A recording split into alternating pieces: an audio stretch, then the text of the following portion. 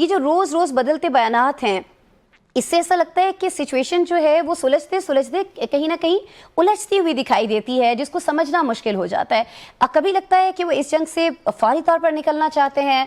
لیکن پھر جب وہ ایران کی بحری ناکہ بندی کر ڈالتے ہیں جو خود ایک طرح سے ایکٹ آف وار ہے، تو اس سے ایسا لگتا ہے کہ ٹرمپ شاید چاہتے ہیں کہ معاملات کو ابھی مزید طول دیا جائے، مزید کھینچا جائے، اور پھر آج جے ڈی وینس جو ہے وہ یہ کہتے ہیں کہ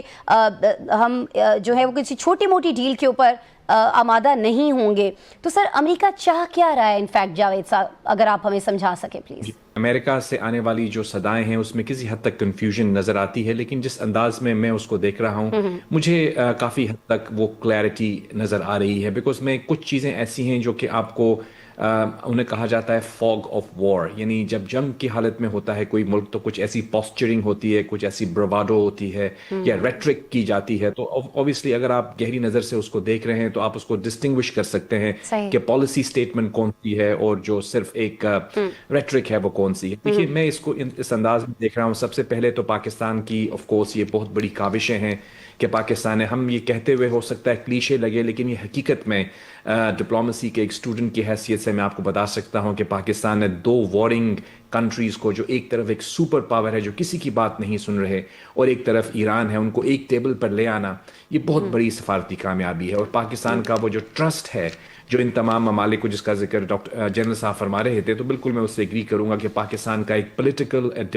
اور ڈپلومیٹک گڈ ول ہے جو پاکستان پازیٹیولی یوٹیلائز کر رہا ہے۔ آپ نے پوچھا امریکہ کے حوالے سے، میری آف کورس کچھ دوستوں سے بات ہوتی رہتی ہے امریکہ میں، اور جو اس پروسیس کے بہت قریب ہیں وہ مجھے یہ بتا رہے ہیں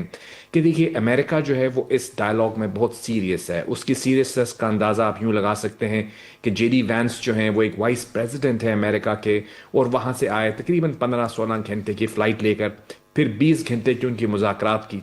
میراتھن میٹنگز ہوئی یہاں پہ ایرانی دوستوں کے ساتھ، تو اس سے یہ ظاہر ہوتا ہے کہ وہ سیریس نہ ہوتے تو اتنا زیادہ ایفرٹ نہ کرتے۔ ایران کی طرف اگر آپ دیکھیں تو ان کا بھی ڈیلیگیشن جو ہے وہ کافی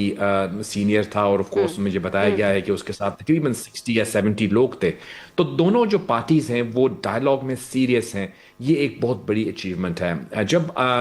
جے ڈی وینس جا رہے تھے تو کچھ دوستوں نے یہ کہا کہ ڈائلاگ جو ہیں وہ ڈیڈ لاک کا شکار ہو گئے ہیں۔ میں اس وقت جہاں پہ بھی مجھے بات کرنے کا موقع مل رہا تھا میں یہ کہہ رہا تھا کہ دیکھیے ڈپلومیسی جو ہے وہ ایک سفارتکاری جو ہے وہ ایک پروسیس کا نام ہے، ایک ایونٹ کا نام نہیں ہے۔ آپ یہ نہ کہیں کہ اگر ایک ایونٹ میں بریک تھرو نہیں ہوا تو اس کا مطلب یہ نہیں ہے کہ ڈائلاگ بریک ڈاؤن ہو گئے ہیں۔ اس پروسیس چل رہا ہے، ڈائلاگ از آن گوئنگ، اور میں سمجھتا ہوں کہ دونوں پارٹیز یہ سمجھتی ہیں کہ ان کی اس جنگ سے نکلنا ہی ان کے حق میں بہتر ہے۔ میں سمجھتا ہوں کہ ایران کے لیے بھی یہ ایک اپرچونٹی ہے کہ وہ اس چیز کو سنجیدگی سے غور کریں۔